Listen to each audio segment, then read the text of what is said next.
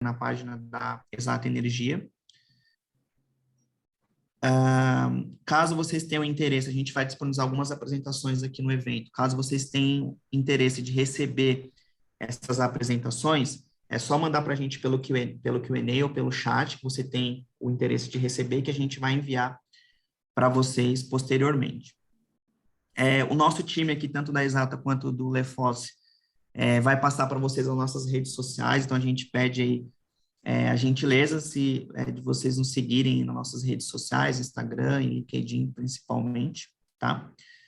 E, bom, é isso, esses são os primeiros recados, tá?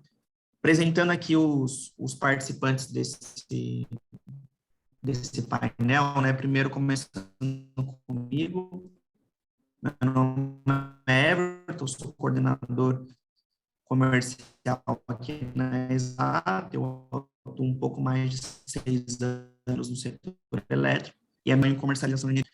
Nós temos também o Bernardo Marangon, que será um dos nossos palestrantes. Ele é sócio da Exata Energia, atua há mais de 10 anos no setor elétrico brasileiro e tem uma experiência bastante relevante na área de novos negócios e transações de M&A focadas em usinas de geração, tanto no ACL quanto na geração distribuída. O nosso outro palestrante é o Rafael Gomes, ele é sócio e head de energia do Lefosse Advogados. Eles são há mais de 20 anos de experiência no setor, nas mais diversas áreas, né, geração, comercialização, transmissão e distribuição. Ele é presidente do Instituto Brasileiro de Direito de Energia e já ocupou durante 10 anos o cargo de gerente jurídico regulatório na CCE. Pedro Dante, também sócio da área de energia do Lefosse Advogados, conta com mais de 19 anos de experiência no setor elétrico brasileiro, né, em departamentos jurídicos de grandes empresas. Já ocupou também o cargo de gerente jurídico regulatório da CCE por 8 anos e é presidente da Comissão de Estudos de Regulação do IBDE. Temos aqui conosco também a Bárbara Ribeiro, que é especialista de M&A da Gerdau. Ela tem mais de 7 anos de experiência no mercado, já passou por importantes empresas do setor, como a EDP, a MAGE e a própria Gerdau. E hoje ela atua na área de desenvolvimento de novos negócios da vertical de energia da Gerdau Next. E por último, e não menos importante, temos aqui a Ari Ribeiro. Ele é diretor de energia da Aliasa e ex-conselheiro da CCE. Ele conta com mais de 40 anos de experiência no setor elétrico brasileiro, nas mais diversas áreas, né, de geração, transmissão, distribuição, regulação e comercialização de energia. Para começar o nosso evento aqui agora, eu vou passar a palavra para o Bernardo Marangon, tá? Para ele começar a falar aqui um pouquinho conosco. Então, Bernardo, a palavra é sua. Boa sorte, bom evento. Ótimo. Eu vou colocar minha tela aqui e só... Opa, me avisem quando estiver funcionando, já está, né? Perfeito. Só complementando o Everton, a gente vai ter 2 etapas, tá, nesse webinar. Então, começa comigo agora, depois o Lefosse e depois a Bárbara e o Ari vão passar a experiência deles como consumidores que estão estruturando aí projetos de autoprodução. A minha primeira parte é basicamente falar, né, trazer uma visão geral da autoprodução. O Lefosse vai entrar mais forte na questão regulatória, mas aqui, nesse slide, com relação ao arcabouço, eu só queria chamar a atenção para vocês que são regras que já existem há bastante tempo. E agora, em 2020, 2021, que a gente viu uma organização e uma força maior nesse tipo de projeto. Isso porque o gerador de energia, o desenvolvedor de geração, ele viabilizava os projetos através dos leilões de energia regulados. E agora, depois que a gente teve, né, uma redução da demanda das distribuidoras e com relação à oferta, né, de projetos renováveis, uma maior competição também nos leilões, os preços de energia dos leilões regulados começaram a ficar muito baixos e aí os desenvolvedores tiveram que buscar a opção do desenvolvimento por meio do mercado livre. E vocês vão ver por que a autoprodução se tornou, para os desenvolvedores de energia, um caminho interessante. Tá? Para vocês aqui, a gente já destaca 4 pontos importantes aqui da autoprodução. Então, você tem, né, naturalmente, um preço definido de longo prazo, um volume também assegurado, e também o prazo longo, né, de contratação de energia. E isso, na minha visão, traz mais previsibilidade em relação ao custo dessa matéria-prima. Você, como vai fazer um contrato de longo prazo, e normalmente projetos que são greenfield, né, que ainda não foram construídos, você provavelmente também vai ter uma redução dos custos em relação ao que a gente vê no mercado atualmente. E com relação à sustentabilidade, as diretrizes de ESG, também a gente está falando de projetos majoritariamente renováveis, então ajuda a descarbonização das matrizes que vocês têm, né, de energia. Aqui eu trago só do ponto de vista mais de locacional, né? A gente tem a autoprodução in situ, que é a autoprodução dentro do cliente, pode ser por meio até da utilização de algum tipo de resíduo do processo. Isso eu diria que é mais comum no Brasil, a gente tem mais projetos nesse segmento, e o que a gente tem visto agora, principalmente com relação à energia solar, que tem uma facilidade de você colocar em qualquer lugar, em qualquer região, como sendo uma opção de geração de energia dentro da casa. Tá? E o modelo que a gente vê mais comum, você consegue ter uma maior escala e colocar o seu projeto numa localização que tenha um vento mais interessante ou uma incidência solar melhor, é o autoprodução remota, que eu diria que são os que estão saindo mais e o que a gente tem ouvido falar mais aí no mercado. Aqui, acho que o ponto principal da autoprodução é a questão dos encargos, né? O abatimento dos encargos. Então, quando você consegue se enquadrar dentro do modelo de autoprodução, você deixa de pagar os encargos setoriais dentro da unidade consumidora que vai receber essa energia, e essa redução aparece na conta da conexão, né? Dentro ali da TUSD, você deixa de pagar os encargos setoriais, e com relação à CCE, você tem os dois encargos, né? O EER e o ESS. A gente até trouxe aqui um comportamento mais recente deles. A gente tem um aumento bem representativo agora, né? Principalmente por conta da crise hídrica, por conta do acionamento das térmicas fora da ordem de mérito, que tem colocado os encargos da CCE num nível bem mais alto. Aqui a gente tem um gráfico, só para vocês terem uma visão relacionada a esses encargos aqui, de quais são as regiões onde as unidades consumidoras estão localizadas, que têm um benefício maior. Tá? Então, vocês veem que a região norte e nordeste tem um benefício menor, na casa aqui dos 20 a 30 reais por megawatt-hora, e aqui na sudeste a gente tem um valor mais alto, tá? Próximo aí entre 40 e 57 reais. Esse benefício também muda em função da tensão de conexão. Tá? Quanto maior a tensão, menor o benefício. Aqui só um exemplo bem prático aqui com relação à visão que o consumidor tem da autoprodução. Então, quando você imagina que tem um PPA com preço médio de 180 reais e o seu benefício de autoprodução é de 50, é como se no final você estivesse comprando energia a 130 reais por megawatt-hora. Porque esses benefícios aqui, principalmente esses, aliás, todos são em reais por megawatt-hora. Então, é como se você estivesse tendo uma redução expressiva aqui na aquisição de energia. Tá? E aí, vendo isso, o que o gerador de energia desenvolvedor pensou? Né? Se eu me aliar a um autoprodutor, eu mesmo aumentando o preço médio da transação de energia, esse autoprodutor ainda permanece com um valor menor do que o mercado. Ou seja, é uma forma de você dividir o benefício de autoprodução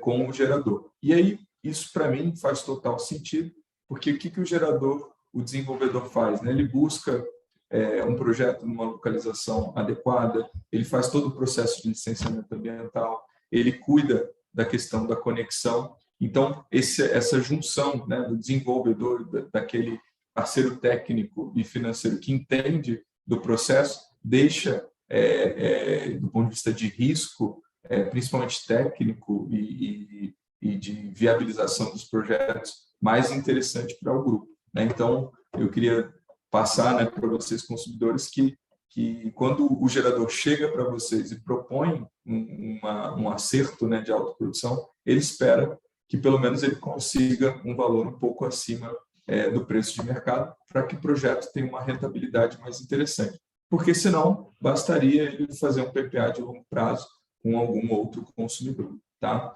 E no final, acho que essa junção, né, eu me antecipei, ajuda a mitigar os riscos das duas partes, porque você tem um contrato de energia, isso ajuda na estruturação financeira do projeto.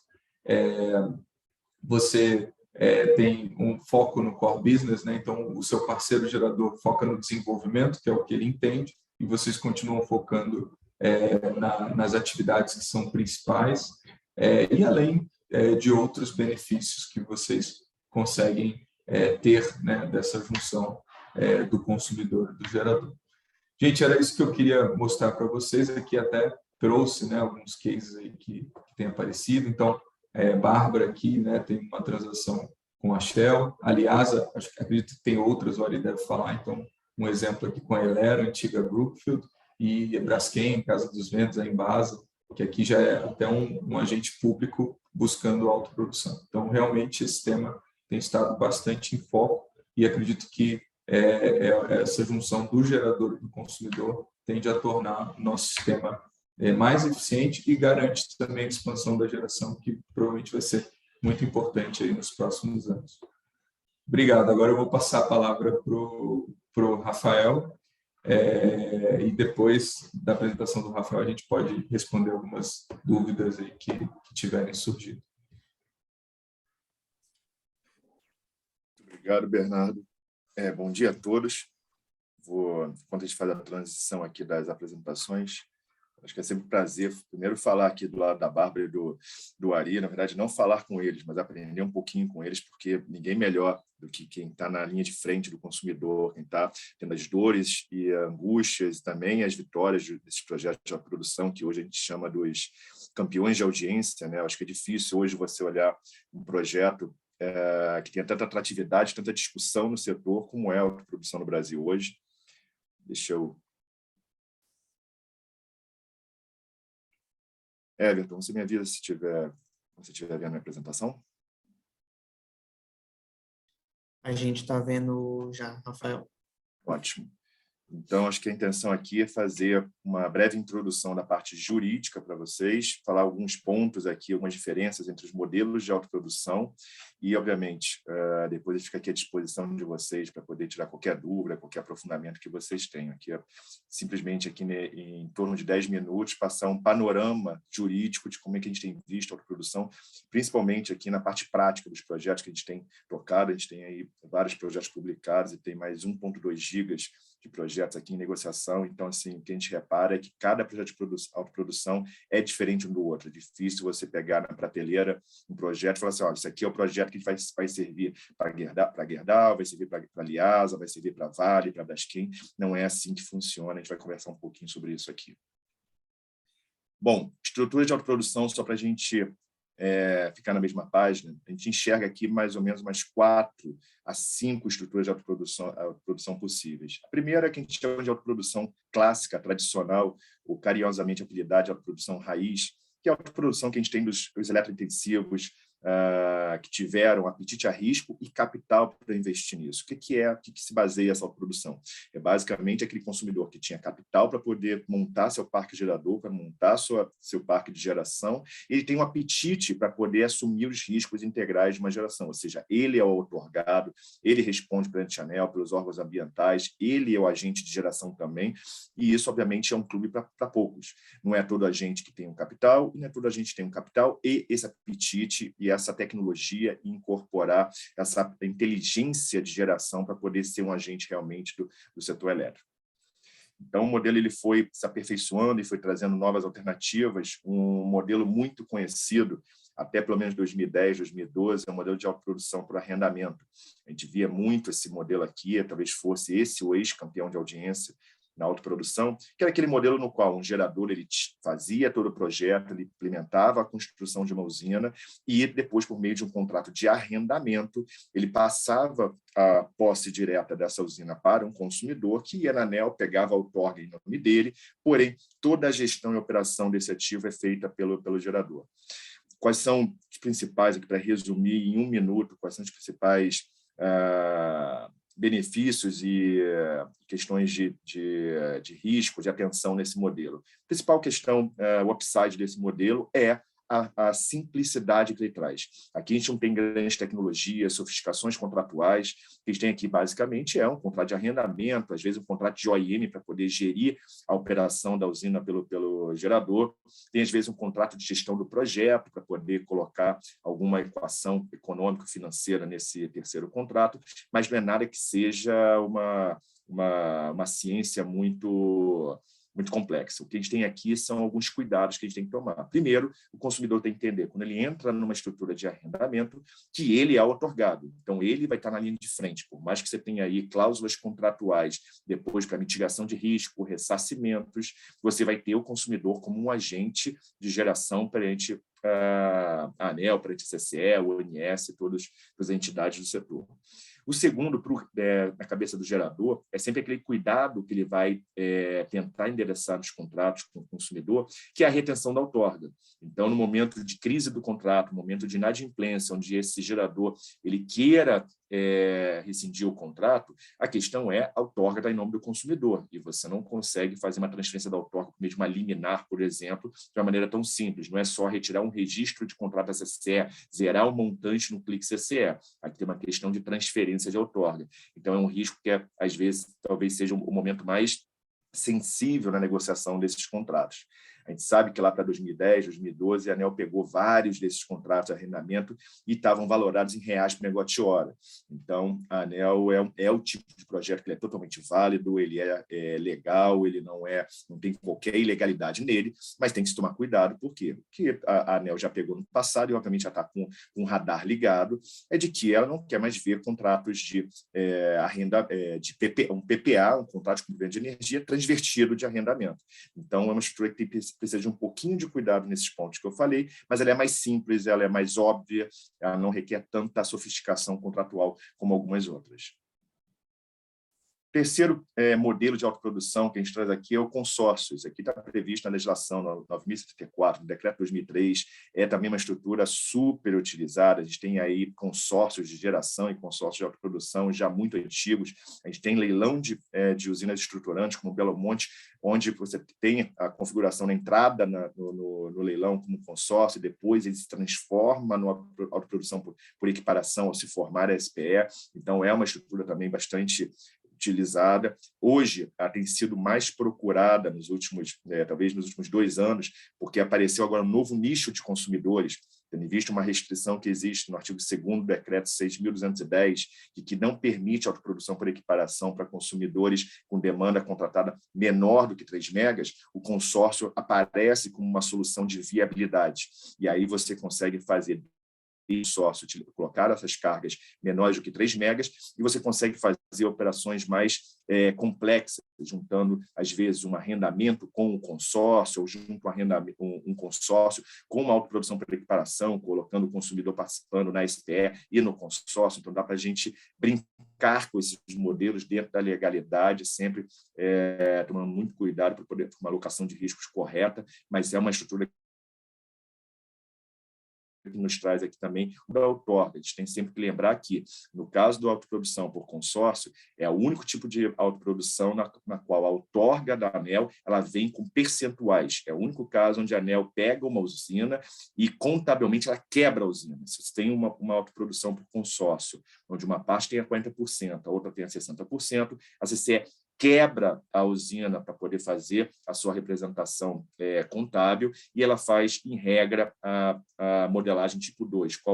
Qual seja, que você representa uma usina na CCE embaixo do gerador e você faz o contrato de repasse de autoprodução, AGP, para o seu consumidor. Tá? Mas é só algum cuidado que a gente tem que tomar, porque se aproxima um pouquinho do arrendamento nesse aspecto.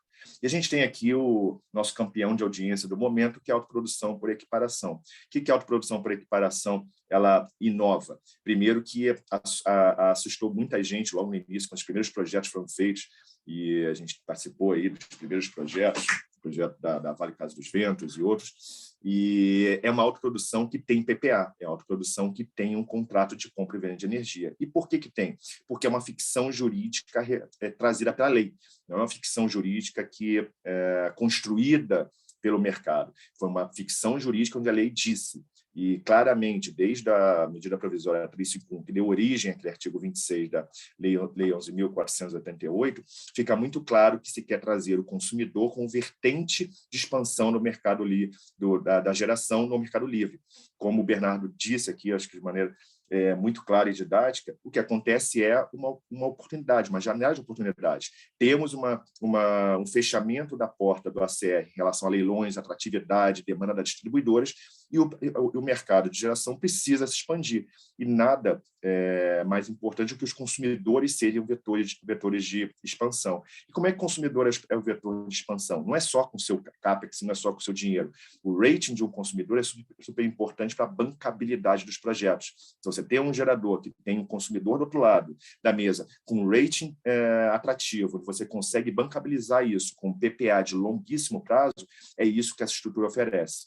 Eu sempre brinco que essa estrutura de autoprodução por equiparação ela é estrutura Lego. Você consegue acomodar interesses, riscos, obrigações de uma maneira muito flexível. E óbvio que você tem que fazer essa flexibilidade dentro da legalidade. Você não pode fazer nada que estique demais a corda, a ponto que você possa aqui trazer algum questionamento do regulador ou do operador do mercado em relação a ela. Mas, basicamente, a estrutura, tirando a complexidade contratual, ela é simples. É você ter um consumidor que a proporção de ações com direito a voto que ele tiver numa SPE de geração ou numa holding que seja acionista de uma SPE de geração, ele vai ter o direito de assinar um PPA, e esse PPA vai se transformar nessa CCA numa AGP, numa alocação de geração própria. Trazendo isso num exemplo bem simples, se você tem um consumidor de uma usina de 100 megas, ele tem 40% de ações com direito a voto, ele pode registrar um contrato, um CCA, um PPA de 40 megas, e esses 40 megas você vai na CCE, leva a estrutura societária, leva o registro de ações, demonstra o PPA de 40 megas, e a CCE abre no clique CCE, indicando que aquele contrato é uma alocação de geração própria, portanto, em relação àquele take de energia, não vai haver a cobrança de encargos. Ah, Rafael, mas então o PPA, se a usina não gerar, não tem problema, já que tem um PPA? Não. A CCE faz uma concatenação anual, a CCE analisa anualmente como é que está a geração da usina e, obviamente, se houver uma geração menor do que aquele PPA, você vai ter algum tipo de compensação a partir de janeiro de cada ano para poder adequar a geração àquele PPA que você registrou, que pode ser uma autoprodução. Seguindo mais aqui, acho que uma parte prática que a gente queria dividir hoje com vocês são as formas de contratação de autoprodução pelo consumidor. Eu acho que a gente teve aí dois momentos, em poucos anos, pelo menos desde 2016 para cá, um momento que foi de descoberta do modelo e um momento que foi totalmente pró-consumidor, onde a gente tinha consumidores, que era até engraçado, a gente mandava uma proposta para 3 geradores, mandava uma carta convite para poder apresentar propostas, e a gente recebia 12, 15 propostas de geradores. O mercado ficava sabendo que tinha um consumidor querendo autoprodução, ele era atolado de propostas, porque o mercado estava procurando esses grandes consumidores para poder fazer a autoprodução. Hoje a questão já está um pouco mais equilibrada, então os consumidores já estão mais sofisticados, já tem uma curva de aprendizado já grande, tem consumidores que conhecem mais autoprodução do que alguns geradores, isso a gente não tem dúvida, a gente vê muito claramente isso no mercado, tem geradores que não têm o apetite, não se estruturaram para oferecer esse produto ainda, mas querem, então chegam nos processos seletivos dos consumidores despreparados. Tem muitos consumidores que a gente faz aqui um processo seletivo para alguns geradores para apresentar proposta de autoprodução para equiparação, coloca lá no edital, entre aspas, todas as condições, como é que vai ser a entrada na sociedade, o que o consumidor está disposto a oferecer de CAPEX nesse projeto, quais são as garantias que o consumidor quer, e coloca para ver qual o gerador que gostaria de apresentar esse projeto. E a gente vê de tudo, tem gerador que apresenta proposta de PPA de longo prazo, tem gerador que apresenta no projeto de autoprodução por equiparação uma proposta de arrendamento. Então, tem geradores ainda que hoje conhecem menos de autoprodução do que o consumidor. Então, mais um motivo do consumidor estar super bem preparado, porque esse produto não vem do gerador, muitas vezes pronto. Às vezes, a melhor proposta comercial não é a melhor proposta jurídica. E a gente tem visto bastante isso. É até um levantamento interessante que nós fechamos aqui nas últimas 3 semanas, 3 finais de processos seletivos por consumidores. Nesses 3 processos, nenhuma das melhores propostas do PPA, ou seja, os 3 casos que o gerador vencedor da cotação feita pelo consumidor, não foi o PPA mais barato. Por quê? Porque você tem uma série de questões, elementos envolvidos super importantes. Você tem a questão de qual é a garantia que você vai dar em relação ao COD para o consumidor, como é que você vai fazer o tratamento da entrada do consumidor na sociedade, qual o CAPEX que você vai exigir, como é que está o PUT, ou seja, a saída do consumidor da sociedade ao final da autoprodução, como é que são as garantias em relação à curva de geração da usina, como é que você trata, eventualmente, algum atraso na operação comercial, você vai dar alguma garantia, você vai ressarcir benefícios de autoprodução. Então, os elementos periféricos de um projeto de autoprodução eles são tão importantes que a gente tem visto na prática que o consumidor bem preparado, bem instruído por uma assessoria técnica, como a Exata, e por uma assessoria jurídica, ele consegue ter elementos para decidir, não, eu quero o PPA, às vezes R$2 de megawatt-hora, ele não é tão valioso quanto uma estrutura mais bem feita e com riscos melhores alocados. E, para finalizar, só para trazer para vocês aqui, não para assustar ninguém, o que é, quando eu falo de sofisticação aqui no projeto de autoprodução por equiparação? Basicamente, o que a gente tem são vários elementos e vários contratos e várias questões contratuais que têm que ser alocadas. A gente tem que lembrar que a autoprodução por equiparação ele é um mix, é uma sinergia entre questões societárias, questões cíveis e questões regulatórias. Tudo isso pode estar alocado em vários contratos. Tem estruturas que a gente vê aí que... aí a opinião pessoal minha, que são um pouco esquizofrênicas, que são com diversos contratos. A gente já viu estrutura com 12 contratos para poder regular uma autoprodução por equiparação. Por que a gente considera isso que não é o melhor caminho? Você pode estruturar toda a questão do acordo de acionistas, da compra de ações, do call option, do acordo de acionistas, da saída do agente da sociedade, da gestão do projeto, do AIM, do PPA, tudo isso em poucos contratos onde você enderece todos esses riscos. Por que isso é tão importante? A gente tem que lembrar que essa estrutura não é óbvia. Ela não é óbvia para um juiz, ela não é óbvia para um árbitro. E se você faz uma estrutura dessa, complexa por si só, onde até os agentes da tua elétrica, grandes geradores, nós sabemos que eles têm dúvida, você imagina levar 12 contratos e falar assim, seu juiz, resolve o meu problema. Você não vai resolver esse problema. Você provavelmente vai ter uma decisão ruim, uma decisão que não vai dar o tratamento adequado, porque você tem uma fragmentação contratual. Isso é um conceito básico, que muitas vezes as pessoas não estão analisando isso na hora de fazer o projeto. Então, quando você tem que fazer uma estrutura dessa, ao invés de fazer um contrato de um SPA, um contrato de compra de ações, mais um call option, mais um acordo de investimento, o que você faz? Você junta tudo isso num contrato só, coloca em anexo, você faz menos remissão contratual, você simplifica uma estrutura que já é complexa por natureza. Essa é uma preocupação muito grande que a gente tem tido de simplificar, sem perder qualidade, sem perder robustez no projeto. Tá? Então, esses são, em linhas gerais, muito singelas. É isso que eu queria passar para vocês. Passo aqui, agora eu fico aqui. Pedro, deixa eu aproveitar, já surgiram algumas perguntas aqui, acho que bem interessante nessa tua fala você já abordar esses 2 pontos. Então, nessa estrutura de autoprodução por equiparação, a questão do CAPEX, investimento do consumidor. Como é que a gente interpreta essa questão? E já aproveita, além de tratar dessa questão do CAPEX, fala um pouco da segurança jurídica, né? Acho que tem muito questionamento dessa janela de oportunidade. Então, como normalmente se aloca essa questão de segurança jurídica, eventual alteração de lei, no curso desse projeto de autoprodução, e aí, na sequência a gente já passa a bola para ele comentar a experiência dele. Tá? Perfeito. Não, excelente questionamento. Bom, separando aqui a pergunta em 2 partes. Primeiro, em relação ao CAPEX. Essa é uma questão que surge muito, e aí a gente vê tudo quanto é opinião, né? Quando se tem desconhecimento, você vê opinião à torta e à direita. Então, a gente escuta aí, se tiver um CAPEX simbólico, isso é simulação, isso não existe, a CCE considera a simulação. Bom, vamos botar uma coisa em pratos limpos. Primeiro, a lei trouxe requisitos. Qual é o requisito? Que o consumidor tenha direito a voto. Ao ter direito a voto, você tem que colocar estruturas societárias que sejam válidas de acordo com a lei societária, que é a Lei 6.404. Não é requisito para alguém ser sócio de uma companhia aportar um CAPEX integral, um CAPEX simbólico, ou parcelar esse CAPEX, ou ser financiado nesse CAPEX. Isso são questões que são comerciais. O que a gente considera que é arriscado nessa operação? É quando você desconfigura o sócio. Então, dizer que uma autoprodução por equiparação não é válida porque existe um CAPEX simbólico, um CAPEX mais robusto, isso não tem qualquer fundamento. Não tem fundamento na lei. A questão da simulação, a questão de anulabilidade de negócio jurídico, isso teria que estar expresso na lei, isso não está. Não é competência da ANEEL, não é competência nem atribuição da CCE, e você não pode considerar que algo é nulo se não tem um requisito legal anterior. Então, essa questão aqui é clara. Agora, se me perguntarem, eu fiz um projeto de autoprodução por equiparação, onde o consumidor não tem direito a voto e dá uma procuração, eu vou dar aqui um exemplo de um projeto que caiu no nosso colo para dar uma opinião legal sobre ele, e era exatamente assim.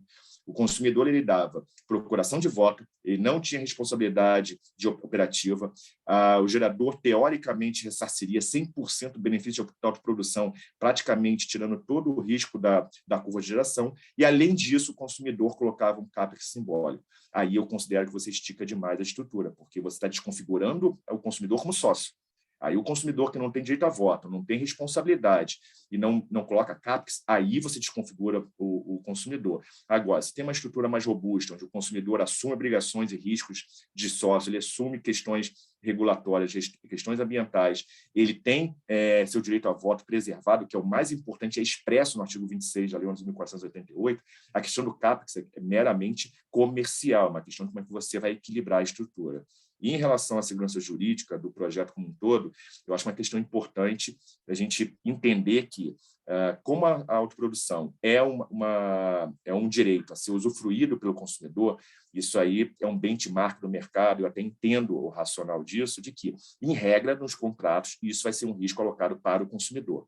Como é que a gente consegue, eventualmente, mitigar um pouco esse risco, por mais que a gente acredite que toda a alteração legislativa que tem vindo para poder robustecer a autoprodução, não para acabar com a autoprodução. Mas, como são projetos de 20 anos, a gente tem que pensar, e se vier uma legislação que acabe e que venha a atingir o ato jurídico perfeito, que venha, eventualmente, a rasgar contratos?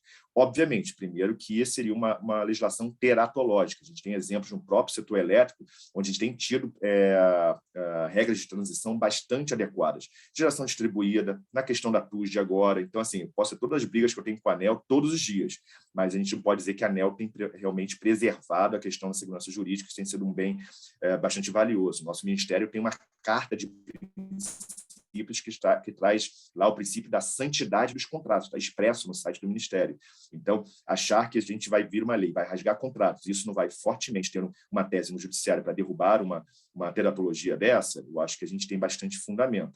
Agora, se acontecer, o que a gente tem feito nos nossos contratos aqui é, quando a gente fala em ato jurídico perfeito, ou seja, uma lei não pode atingir um projeto já em operação, a gente tem que considerar que, se vier uma lei que entre antes do consumidor entrar na sociedade, ou seja, naquele período entre o consumidor assinar o contrato e ele efetivamente entrar na sociedade, o que a gente tem feito é alguns mecanismos para o consumidor poder entrar na sociedade um pouquinho antes. Para quê? Para que, se vier eventualmente a lei, ou se tiver uma discussão de uma lei que acabe com a autoprodução ou que restrinja benefícios, o consumidor já tenha performado todos os requisitos do seu direito adquirido, do seu ato jurídico perfeito. Eu acho que é essa matriz que a gente coloca, obviamente, falando aqui de uma forma bem sumarizada, mas é um projeto hoje que tem segurança jurídica e tem mecanismos para você aumentar essa segurança jurídica. Vou passar aqui agora para a Bárbara. Rafael, só um minutinho antes de fazer essa transferência. Tem uma outra pergunta aqui. Eu queria que você fosse um pouquinho mais breve, Bernardo, na resposta, mas é uma pergunta que é bastante importante e a gente recebe bastante aqui, né, quando a gente fala com o consumidor. Tem a ver com o tempo de contrato, né? Muitos consumidores adoram a autoprodução, veem um potencial de redução de economia, mas acaba esbarrando no tempo de contratação, né? Muitas vezes, o PPA ali, quando você vai principalmente para o modelo do PIE equiparado, é de 10, 12, 15, ou às vezes até 20, né, para você conseguir viabilizar esse projeto. Neste contexto, né, como é que um consumidor ele pode contornar essa objeção internamente, né? Quais são as alternativas que ele tem para conseguir aprovar isso no conselho, num corpo diretivo.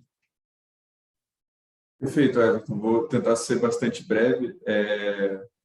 Você não precisa alocar 100% da energia em um projeto só. Inclusive, eu acho que o Ari vai falar, ele fez negociação com mais grupos. Eu acho que até do ponto de vista de risco, é interessante se alocar um volume de energia num projeto de autoprodução com um parceiro, um outro volume com outro parceiro, e aí você montar a sua estratégia de portfólio de contratos, com contratos de longo prazo, que acho que ajudam, né, você ter uma base de preço interessante, e contratos de médio e curto prazo dentro aí da estratégia de consumo, ou seja, você não precisa alocar 100% da sua energia num negócio de autoprodução. Inclusive, é até mais interessante você trabalhar com mais projetos, porque você tem um risco da construção, do atraso de entrada em operação, e só chamar atenção para isso também. Nem sempre o menor preço é o melhor negócio. A gente não está falando de energia velha, né? É fácil você comprar energia que já existe, né? Que já está sendo gerada. Aqui a gente está falando de projetos que serão construídos, então existe um risco muito grande do desenvolvimento e construção do projeto. Então, se atentar a acompanhar a evolução dos projetos, ter uma visão do desenvolvimento, para que não frustre, né, a expectativa de uma energia que vem depois. Tá? Então, tem que ficar bastante atento e acompanhar a evolução do projeto. É isso, Everton. Vamos lá, que o tempo está curto. Obrigado, Bernardo. Muito bom. A gente vai dar início agora à nossa segunda parte, com a experiência prática dos dois consumidores que nós temos aqui, né, que é a Bárbara e o Ari. Eu vou passar a palavra para a Bárbara, tá? Para ela falar um pouquinho sobre a experiência na Gerdau, e depois o Ari vai falar, e fechando esse segundo painel, a gente abre novamente para perguntas, tá bom? Bárbara, a palavra é sua. Obrigada, pessoal. Deixa eu compartilhar minha tela aqui. Acho que, inicialmente, vou mostrar um pouquinho o que é a Gerdau Next, até porque é pouco conhecida no mercado, né? A Gerdau Next é o braço de novos negócios da Gerdau.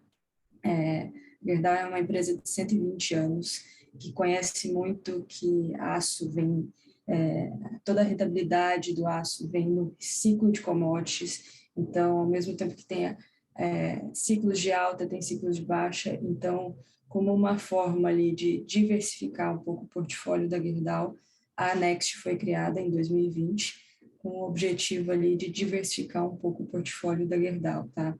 A nossa aspiração é que nos próximos 10 anos, 20% da receita da Gerdau venham de outros negócios que não o aço. E aí, esses outros negócios a gente separou em 3 verticais aqui. A primeira vertical é a da sustentabilidade, em que aí eu estou inserida na parte de energias renováveis, mas também tem a parte de economia circular e materiais avançados, como o grafeno. A gente tem uma parte forte de logística e outra de Construtex. Tá? Então, só para passar um overview um pouco do que é o nosso dia a dia ali, a gente vê diversos negócios dentre essas verticais que a gente tem focado aqui o nosso crescimento. Tá? Entrando um pouco na parte de energia, acho que é importante dizer que a Gerdau ela é uma das maiores consumidoras de energia do Brasil. Então, a energia faz parte aqui do nosso dia a dia, essa gestão, né? Como parte da transição energética e descarbonização, por isso que a parte de energia ela está muito em evidência e foi muito pensada aqui na hora de colocar ela dentro da nossa estratégia aqui de crescimento. Tá? A gente vê, como só eletrointensivo, a gente vê a autoprodução com 2 olhares distintos. Tá? Pela Next, a gente tem um olhar de consumo de investidor. Tá? A gente acha que é um mercado que está super aquecido, em ascensão, que a gente tem visto ali que a gente pode buscar rentabilidades super atrativas. Então, a gente tem essa visão investidor e a gente também tem a visão consumidor, né? Obviamente, energia é um dos principais fatores aqui que dos principais drivers aqui da nossa operação hoje. Então, tudo que a gente puder economizar, né, e encontrar alternativas como a autoprodução que possam aí maximizar a nossa rentabilidade é super bem-vindo, né? Como eu te disse, a gente não só tem o lado consumidor, mas tem o lado investidor. A Next, atualmente, como a Gerdau não é o core da Gerdau entender de energia, a gente sempre tenta, como modelo de negócio, fazer parceria com uma empresa que tem a energia como seu core business. Então, a gente sempre tenta fazer parcerias com empresas do setor de energia que têm um grande know-how, experiência no setor, até para a gente ter esses dois lados, né? A gente tem confiança em uma empresa que possa operar, não é o foco da Gerdau operar parques hoje, a gente quer entrar como investidor, por isso que geralmente a gente sempre busca um parceiro e a gente sempre busca ali uma participação minoritária para tentar casar, né, a parte investidora da parte consumidora. Agora, falando um pouco os principais desafios, né, que a gente tem visto aqui, a Gerdau Next é super recente, tem 1 ano mais ou menos, e o que eu tenho percebido aqui nos principais cases que a gente tem buscado, tá? Primeiro, a parte justamente de negociação com os desenvolvedores, tá? A Gerdau, ela quer fazer aquele modelo de equiparação que o Rafael mostrou há pouco, mas a gente quer entrar num modelo de participação equilibrada, ou seja, a Gerdau entra com 49% de equity, 49% de ações ON, PN, e o outro parceiro entra com 51%. Esse é o nosso objetivo hoje. Tá? Então, primeiro desafio grande que a gente tem é em negociação com desenvolvedores, encontrar desenvolvedores que aceitem um pouco esse tipo de negócio que a gente tem buscado e que estejam dispostos, né, a participar do deal como uma JV mesmo, como parceiros. Segundo principal desafio que a gente tem em relação a timing, a nossa operação hoje, a gente tem ali alguns gaps de períodos de descontratação. E a gente tem como desafio encontrar projetos que o início da operação casem justamente no timing que a gente tem buscado ali de descontratação da nossa operação. Então, esse também é um grande desafio que a gente tem, que até dificulta um pouco ali, é um filtro, né, um funil que dificulta um pouco a encontrar o parceiro ideal nesse ponto. Segundo desafio que a gente tem visto bastante é na parte de supermercado.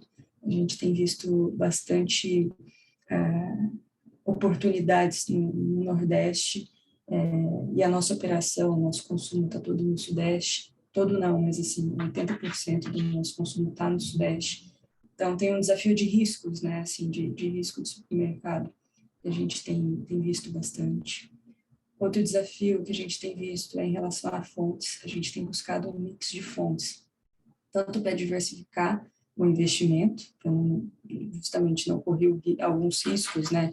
A gente viu que nos Estados Unidos recente ele teve um problema com as eólicas, né? Que parou de ventar em certo momento, diminuiu drasticamente. Então, o nosso objetivo é investir tanto em eólica, quanto solar e quanto em hídrica. A gente quer ter essa diversificação de fontes, tanto da parte de investimento quanto da parte do consumo. Porque hoje o consumo da Gerdau é flat, 24 horas por dia, 7 dias da semana, ele varia muito pouco. Então, a gente acredita que até essa diversificação de fontes nos ajuda ali na complementariedade da geração de energia que a gente vai disponibilizar ali para o nosso consumo. Um outro desafio que a gente vê aqui grande, que até já foi comentado, né, a parte do prazo de PPA, realmente é um dos grandes desafios que a gente tem visto hoje, porque a nossa operação ela está acostumada a fazer PPAs de curto prazo, e quando a gente vira a chave, né, começa a ser sócio de uma empresa, né, de autoprodução, a parte do PPA de curto prazo nos dificulta muito em vários sentidos, né? Seja na parte de buscar um parceiro, seja na parte de conseguir um financiamento, ou seja na parte mesmo de viabilizar o projeto, né, em termos de rentabilidade.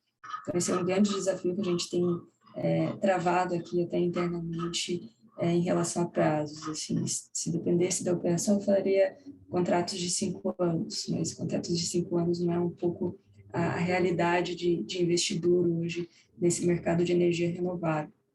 Então, a gente tem buscado ali encontrar um meio do caminho que seja viável para todos. Tá? Outro fator super importante, como a Gerdau é um dos principais consumidores de energia do país, eles têm um poder de compra muito grande.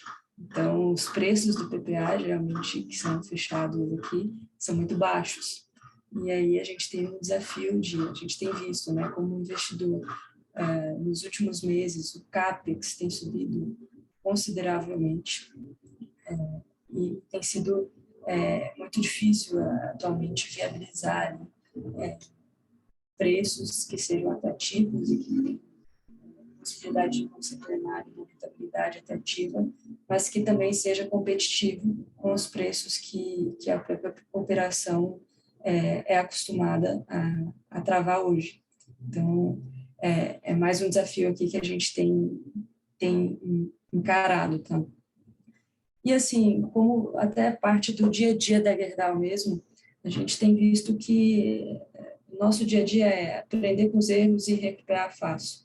Então, a gente, no início, até buscou projetos, aí a gente começou a enfrentar os problemas, né, de conexão ali da região de Minas, a gente teve diversos problemas nisso, mas acho que o nosso core aqui, o nosso modo de trabalhar é entender o problema e aprender e fazer diferente de uma forma bem rápida. Então, o que a gente tem buscado aqui no mercado já são projetos um pouco mais maduros, que mitigam um pouco de risco, principalmente de conexão, mas que nos dê toda essa segurança de todos esses desafios que a gente consiga aqui mitigar junto com o lado investidor e o lado consumidor. Tá? Acho que da minha parte é isso, não sei se alguém tem alguma dúvida, senão eu fico à disposição e passo a bola para o Ari. Bárbara, obrigada pela explicação, muito sucinta, mas muito clara. A gente já tem, sim, algumas perguntas aqui, mas vamos passar a palavra para o Ari, e aí depois, ao final da fala dele, a gente coloca as perguntas aí para vocês responderem, tá? Ari, a palavra é sua. Fica à vontade. Bom dia, é um prazer estar participando desse evento, promovido pela Exata e pela LaFossa. O Pedro e o Rafael conheço de longa data, né? Meus 6 anos de CCE, tivemos a oportunidade de trabalhar junto. Sempre achei os dois muito diferenciados. Vamos falar um pouco. Eu tenho muitos anos de setor, mas de consumidor só tenho 1 ano. Tá? Sou novinho no mundo do consumidor. Acostumado a ver o mundo pelo lado da indústria, pelo lado da regulação, né? Geração, transmissão, anel, foi uma das experiências mais interessantes que eu tive lá no início da anel. Então, vou falar um pouco sobre a Liasa, né, para entender como energia é importante para a Liasa. Né? Então, na Liasa, o custo de energia é cerca de 35% dos custos. Então, como foi falado pela Gerdau antes, quem trabalha com commodity tem ciclos, né, muito bons, ciclos muito ruins. Né? No ano passado, estavam numa fase muito complicada do ciclo, e esse ano o ciclo deu uma evoluída bastante positiva, né? Principalmente e acreditamos com carbono zero, né? É um desafio global, como a gente é produtor basicamente de silício. Isso é muito importante para a indústria do alumínio, liga de alumínio, tanto que o nome da Liasa é Liga Industrial de Alumínio S.A., né? O silicone, todas as aplicações, e os painéis fotovoltaicos, que daí que eu digo que tem uma grande razão para otimizar no mercado de silício. Com carbono zero, a tendência é que o silício como matéria-prima fique cada vez mais relevante. Quer passar o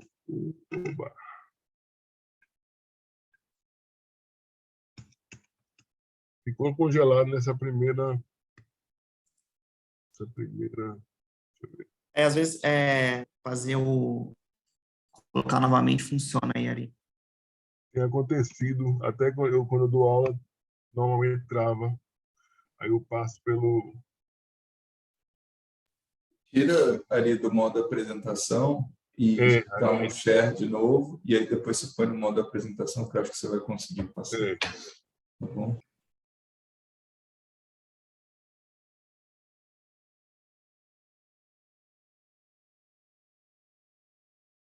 Tirar do modo apresentação.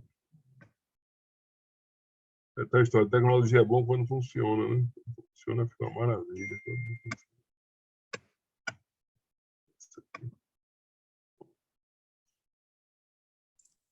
Se quiser me mandar o Ari por e-mail, rapidinho aí a apresentação. Talvez seja melhor, né? Qual é o seu e-mail? Tá, eu vou te mandar aqui no WhatsApp. Tá bom. Você já copiou.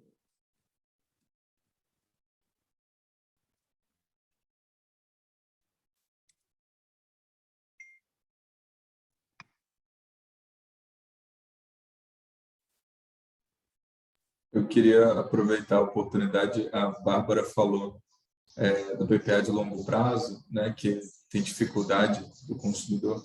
Se o pessoal puder usar aí talvez o Q&A para me dizer, eu tenho essa dúvida, né? Qual que é a percepção do preço de energia no longo prazo? Vocês acham que o preço da energia vai diminuir ou vai aumentar? Se vocês puderem usar o Q&A para falar aumentar ou diminuir aí, eu queria ouvir vocês, porque para entender, né, essa questão do longo prazo, se é só uma questão de percepção de preço, que o preço da energia vai cair no longo prazo, ou se é uma questão realmente de preocupação de alocar 100% da energia e aí depois não ter certeza do consumo futuramente. Então, coloquem aí no Q&A, aumentar ou diminuir, depois a gente fala aí o que saiu. Eu acho que eu já sei a resposta, hein? Não vai ser a vencedora, mas vamos esperar as respostas.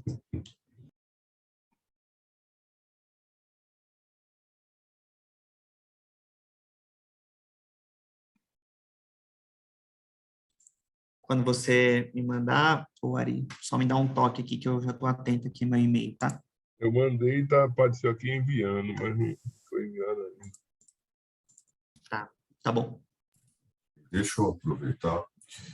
Então, foi legal essa provocação do Bernardo, e a gente já está mapeando as perguntas. Tem uma bem interessante que a gente vai fazer de tempo de contratação desses projetos, né, justamente para pegar a percepção da Bárbara e depois do Ali.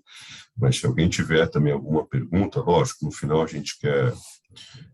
Acho que a gente está bem durado, a gente quer abrir aqui o microfone para ver se alguém quer comentar alguma questão, mas qualquer pergunta específica podem colocar no Q&A, que a gente seleciona aqui as que tiveram maior recorrência e já direciona aqui para o final da apresentação, tanto para o Ari, tanto para a Bárbara, e obviamente se tiver cunho mais econômico com o Bernardo e mais cunho jurídico com o Rafael para a gente comentar. Tá bom? E eu vou responder a pergunta.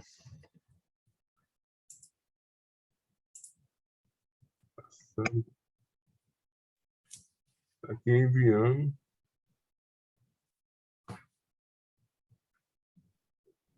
Enquanto isso, Ari, você quer tentar novamente tirar do modo de apresentação na tela? Às vezes dá certo. Tecnologia é assim também. Uma hora funciona, uma hora não funciona. Se eu passasse para você por WhatsApp, será que resolveria? Também dá. Pode ser também.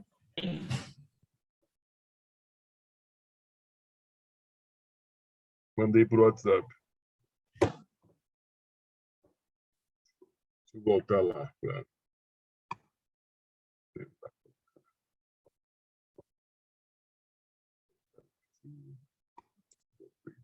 Pelo WhatsApp foi, viu?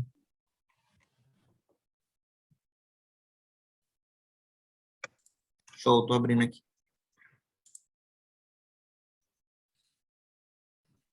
Tecnologia é bom quando funciona. Muitos anos atrás eu estava representando o Zé Mário, primeiro diretor da ANEEL, lá na Califórnia, e meu computador, eu estava com medo de se eu desligasse ele, não conseguia ligar ele de volta, a apresentação em inglês, aí saí pelo hotel com o computador aberto. Bem desesperado. Eu estava achando que se eu desligasse, não ia ligar de novo. Mas Deus terminou dando certo. Ok, pode botar por aí. Quem sabe faz ao vivo, né, Ari? Você sabe muito. Então, a apresentação é só para direcionar. No limite, a gente bate um papo e... Só para fazer um comercialzinho da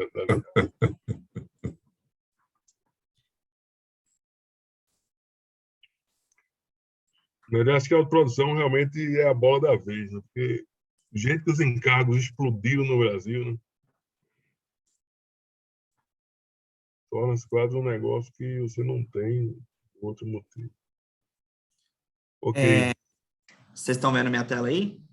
estou vendo, Everton, obrigado. Tá bom. Bem, então, aliás, como eu falei, é um grande produtor de silício metálico, né? Um grau de pureza 959, né? 99,999, que é silício grau metalúrgico ainda, né? Para ser o grau eletrônico seria 99, né? Que aí seria outro processo, é outro tipo de produtor que eu produzo. Então, silício metálico é obtido a partir da redução de quartzo, né, por agente carbonoso, em forno elétrico a arco submerso, temperatura chega a 2.600 graus. A principal matéria-prima é o quartzo, que na verdade é onde está o silício originalmente na natureza. Mas aí, esse, em termos de custo, é muito barato, né? É um dos materiais que existe mais na natureza, é o quartzo. Aí o custo fica basicamente em energia elétrica.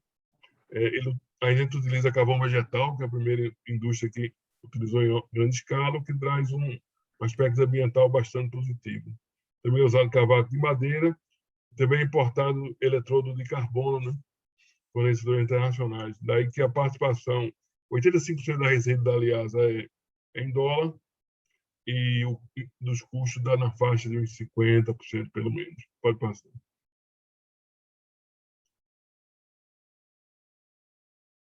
Então, as aplicações de silício metálico, no silicone, né? Silicone industrial, lente de contato, né?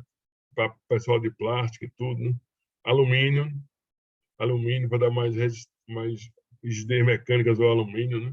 Painéis solares, eletrônicos, né? A indústria lá do Vale do Silício, né? Montada em cima dos semicondutores, né? Então, a demanda hoje é na faixa de 40% alumínio, 34% silicone e solar e eletrônicos 26%, né? E é espalhada no mundo, né? Aí esse é o mercado mundial, excluindo a China, né? Que a China, na verdade, ele ainda é um exportador e ele tem o maior mercado do mundo, mas, evidentemente, a gente não compete no mercado chinês, lá eles são imbatíveis, né? A gente basicamente foca na Europa, Estados Unidos, e tem uma participação bem distribuída entre os termos de mercado de clientes. Pode passar.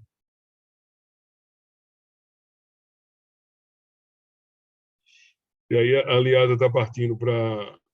É o maior fabricante independente de silício da América do Sul. É o primeiro produtor de silício a utilizar carvão vegetal como redutor, na época que nem se falava em ambientalmente correto, não, claro, comparado com hoje em dia, né? Tem mais de 20 patentes industriais e certificações de 9001 desde 1996. Foi fundada há 55 anos, em 1966. E aí, ao longo do tempo, ele fez forno 1, forno 2, forno 3 e 4. E agora, essa primeira etapa da expansão será a repotenciação dos fornos 2, 3, 4 e depois o 1. E aí vai dar praticamente dobrar a capacidade produtiva. Pode passar. Nós somos hoje uma carga de 100 mega, né? Vamos passar para perto de 200. Então, é pioneira na utilização do carvão concentrado numa única planta, que fica em Pirapora, Minas Gerais. Pioneira na utilização do carvão vegetal, menor de impureza que o carvão mineral, e também a questão do o carvão vegetal de florestas plantadas, né? Então, a pegada fica até positiva em termos de carbono. A matriz elétrica brasileira é muito renovável, e agora que, a partir dessa contratação de autoprodução, vai ser basicamente a nossa energia será solar. Pode passar.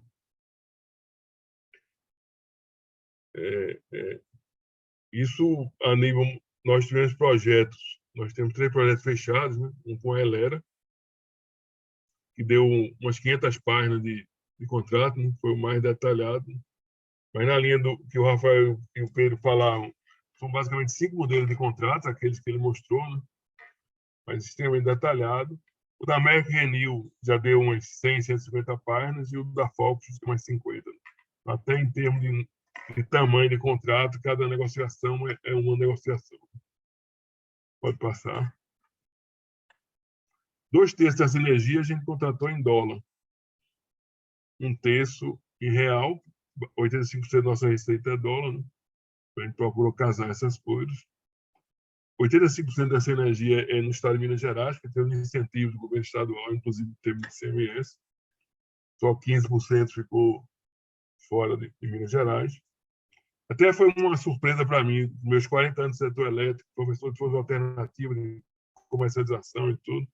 Eu pensava que o mais barato seria a eólica. Me surpreendi que, em termos de preço, a energia solar ficou imbatível, né, no nosso processo de contratação, que foi bilateral, né? Sempre conversando com vários provedores, até que a gente chegou a esses 3. Né? Você vê que o Brasil já tem o silício mais sustentável do mundo, né? Você vê aqui, né, nesse gráfico aí, quilo de CO2 por tonelada de silício, o Brasil realmente é muito, muito menor do que qualquer outro país. Menos aqueles hidrelétricos como Noruega e Canadá. Né? Eles têm o carvão mineral como redutor, né? Do quartzo. Né? A gente utiliza carvão vegetal. Pode passar.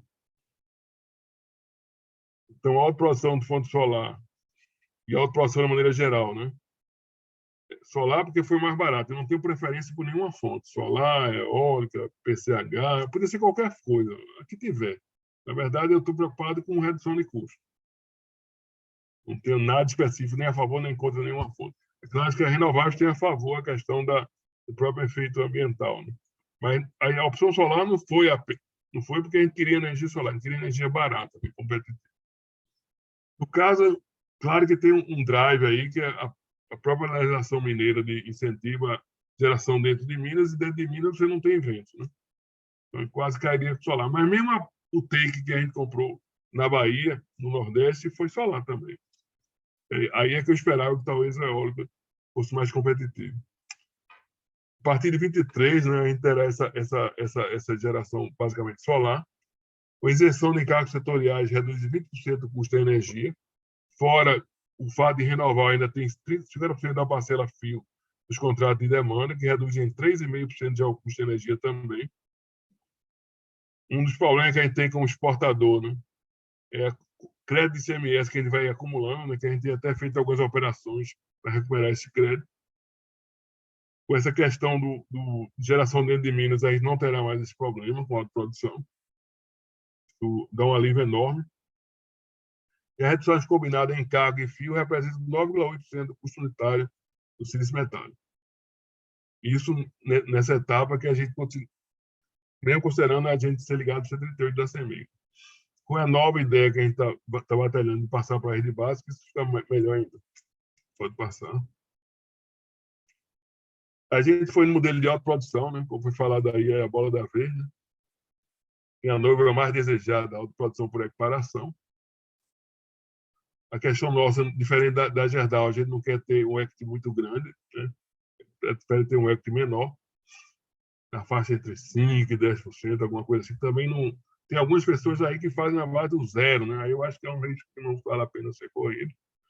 E é basicamente o valor da ação ON, valor da ação PN, né?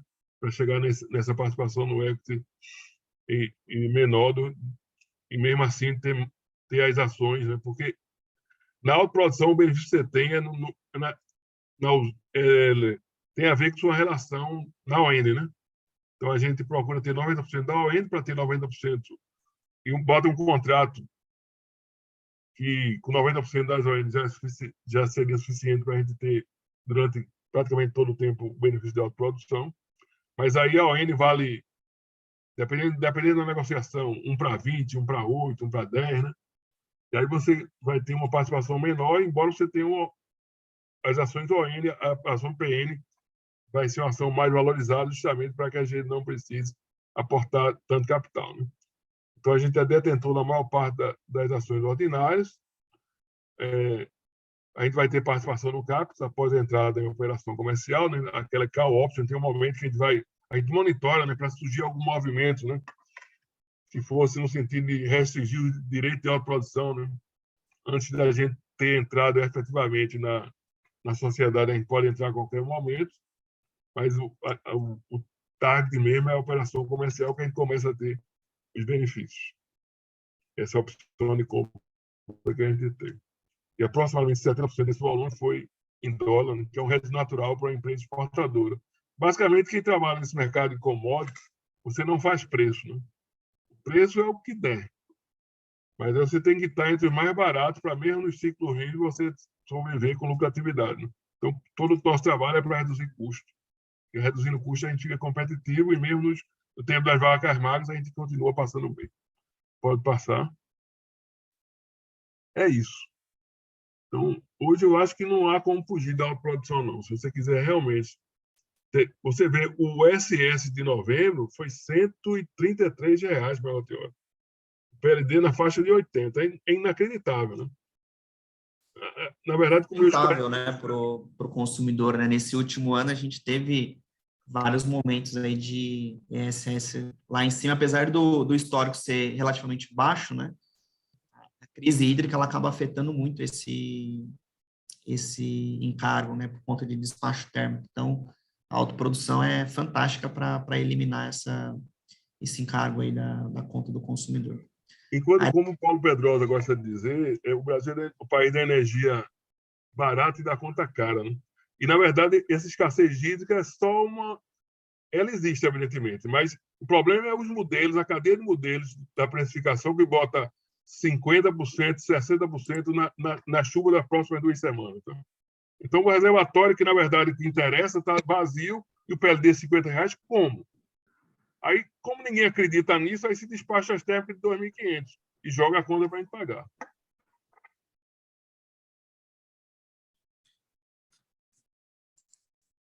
Pessoal, a gente teve o resultado aqui daquela nossa enquete. Vou colocar aqui para o Bernardo comentar, né? Se o preço de energia no longo prazo vai se reduzir ou vai aumentar. 55% aí dos participantes disseram que o preço vai diminuir, tá? Então, a maioria das pessoas acha que esse preço vai cair. Qual que é a sua análise sobre isso, Bernardo? Vou tentar ser bem breve. Na realidade, essa visão de que o preço vai diminuir no longo prazo, ela vem muito do que a gente experimentou recentemente, né, com as novas fontes de energia eólica, solar, que conseguiram atingir preços realmente... Para mim, não existe mais nenhuma nova tecnologia de geração surgindo. Provavelmente a eólica e solar que vai permear aí a parte de expansão da geração de energia. Obviamente, a gente tem uma fase de transição em que deve utilizar o gás, mas depois a bateria deve resolver o problema da intermitência da solar e eólica. E o preço da energia só cai se a gente tiver uma tecnologia com preço mais atrativo. E isso a gente está vendo que não está acontecendo, né? O Ari e a Bárbara devem acompanhar o CAPEX dos projetos renováveis, eles têm subido, e isso tem feito com que os preços de longo prazo aumentem. Então, como o mundo, né, vai viver uma transição energética, vai precisar de mais geração elétrica, e a gente não tem nenhuma tecnologia de geração nova surgindo, na minha opinião, o preço de longo prazo vai subir. Tá? Então, quem está fazendo contratos, né, de longo prazo, de 15, 20 anos, provavelmente está fazendo um bom negócio nesse momento, dado que o que eu vejo assim, de corrida de tecnologia e investimento no armazenamento, que vai resolver o problema dessas renováveis que tem a intermitência. Tá? Então, na minha opinião, o preço vai aumentar. Pedro, se você quiser fazer uma última pergunta, a gente já está com um tempo mais avançado. Tem a pergunta aí do Q&A para os consumidores, para eles fecharem, né, esse evento aí para o Ari e para a Bárbara. Eu vou aproveitar e já agradecer a presença deles aqui. Como o tempo é precioso, acho que a Bárbara e o Ari comentaram, ficou evidente, né? Cada projeto é um projeto. Acho que a experiência tanto da Bárbara e do Ari são interessantes. Mas como o Ari comentou, tem contratos com 500 páginas, 200, e ali o contrato mais simples e mais seguro que vocês receberam para analisar foi a gente que fez, tá? Só para deixar registrado. Mas queria escutar primeiro a Bárbara e depois o Ari. Em média, dada a complexidade desses projetos, desses contratos, iniciando a negociação até efetiva, né, a assinatura desses instrumentos. Tanto o Gerdau quanto o Liasa, depois o Ari comentar, se vocês conseguem comentar essa questão de tempo, porque dada essa questão do outorga, desses pedidos até março do ano que vem, de fato a gente tem sentido aqui tantos consumidores e geradores bem ansiosos na finalização desses projetos. Foi a pergunta que mais apareceu. Bárbara, se você puder comentar, e depois o Ari, acho que a gente pode... Varia muito, como o próprio Ari comentou, ele tem contratos de 50 páginas e tem contratos de 300 páginas, né? Varia muito da contraparte também, mas eu colocaria aí algo em torno de 6 meses a 1 ano, assim, desde o início da negociação até um closing. Então, acho que é uma média aí que a gente pode colocar. Óbvio que tem projetos que extrapolam 1 ano de negociação, é bem comum, inclusive. E tem projetos que aparecem para a gente que está tudo tão redondinho, que o parceiro ele está muito em linha, né? Muito alinhado com as expectativas nossas e o deal também, né? Que ajuda a dar celeridade em todo o processo de M&A. Tá? Ari. Exatamente. A gente, primeiro na fase de garimpar, já é meio... Depende do tempo que você tem, né? Mas uns 4 a 6 meses você consegue escolher os parceiros que realmente vão para a etapa final. Depois você tem a contratação em 2 etapas. Primeiro, para você amarrar um negócio, assina os termos sheets, né? Que é uma coisa mais simples, né? Que aí pode demorar 1, 2 meses, dependendo do parceiro. E depois mais uns 4 meses para chegar no documento definitivo. Basicamente, esse é mais ou menos como o Bar falou. 1 ano você tem o projeto tudo assinado. Legal. Vai lá, Everton. Acho que é isso, pessoal. A gente tem mais algumas perguntas aqui, mas a gente vai preferir responder por e-mail, até para a gente ficar aí dentro do nosso tempo do evento. Eu gostaria de agradecer a todos os que participaram aqui como palestrantes, tá? O time da Lefosse, em especial aí o Ari e a Bárbara, e também a todos que participaram aqui como ouvintes desse evento, né? As pessoas que mandaram aqui para nós no Q&A que gostariam da apresentação, a gente vai mandar por e-mail. E a gente fica aqui à total disposição para conversar, se vocês quiserem se aprofundar um pouco mais no tema aí da autoprodução, tanto nós aqui do lado de comercialização, financeiro e técnico podemos te ajudar, e aí o time do Lefosse é um dos maiores especialistas aqui do país para ajudá-los na parte jurídica, tá bom? Muito obrigado, pessoal. Bom final de semana para todos. Tchau, tchau. Boa noite, Obrigado, tchau. Bom dia, Valeu. tchau. Bom dia, até mais. Tchau, tchau. Gente, bom dia, obrigado. Até mais.